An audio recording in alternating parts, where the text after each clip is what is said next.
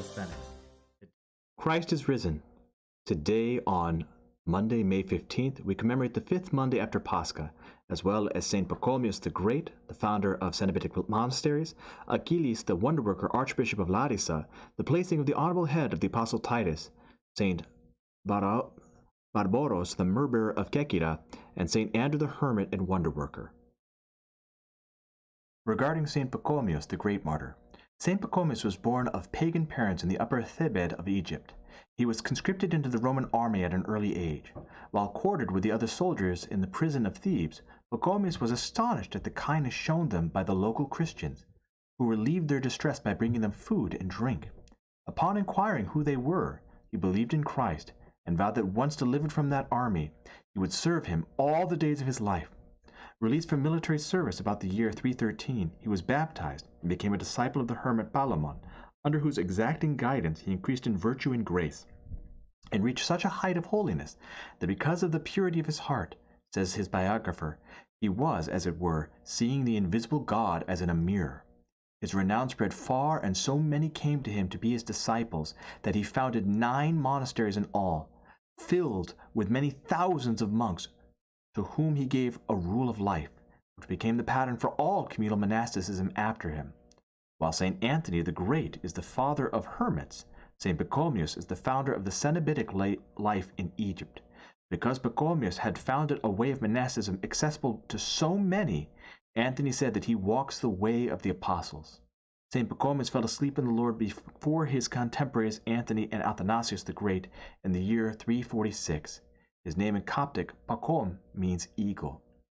Thou didst prove a chief pastor of the chief shepherd, Christ, guiding the flocks of monastics unto the heavenly fold, whence thou learnest of the habit and the way of life that thou dost besit ascetic ranks. Having taught this way to thy monks, thou now dancest and rejoice with them in heavenly dwellings, O great Pachomius, our father and guide. And we have to understand, when they see the word great martyr, we don't always have to assume death, because martyria means witness, means that St. Pachomius, by founding the Cenobitic lifestyle, shows us great witness, true witness, because witnessing means to see something as it truly is. Regarding St. Achilles, Bishop of Larissa, St. Achilles was one of the 318 God-bearing fathers who were present at the First Ecumenical Council. After returning to Larissa, he cast down many pagan temples, delivered many from the demons, and raised up churches to the glory of God. He reposed about the middle of the 4th century.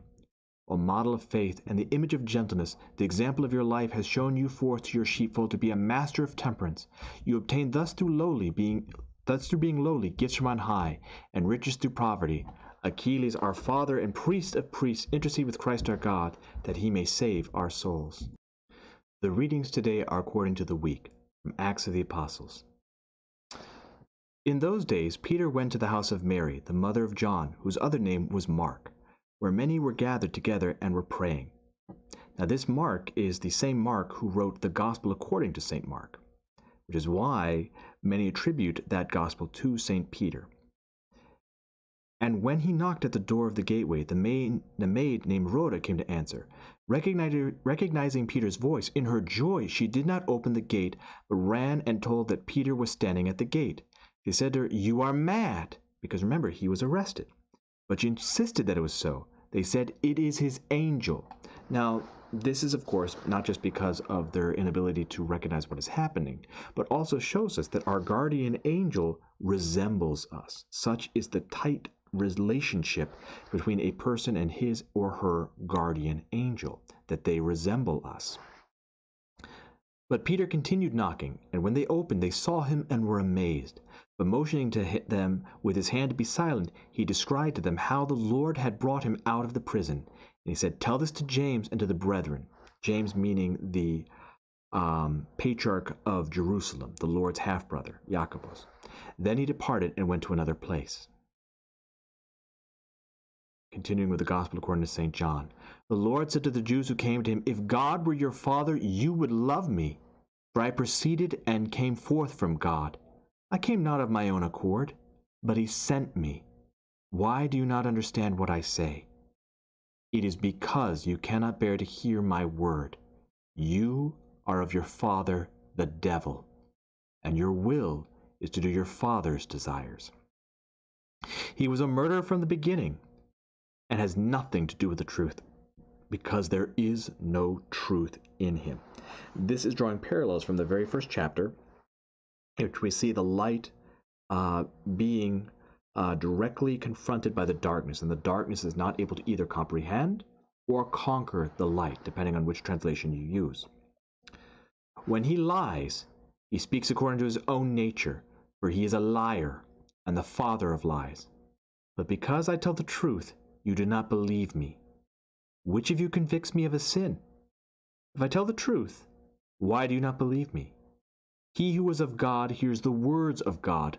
The reason why you do not hear them is that you are not of God. Jews answered him, Are we not right in saying that you are a Samaritan and have a demon?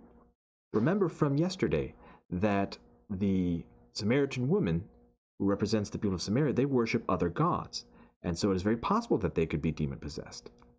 Jesus answered, I have not a demon, but I honor my Father, and you dishonor me. Yet I do not seek my own glory. There is one who seeks it, and he will be the judge. Truly, truly, I say to you, if anyone keeps my word, he will never see death. Of course, the death he speaks of is the death of the soul, that we will live forever with him, and in the resurrection, so too will our bodies. I hope that you've enjoyed today's Spiritual Calisthenics. Have a blessed and wonderful day.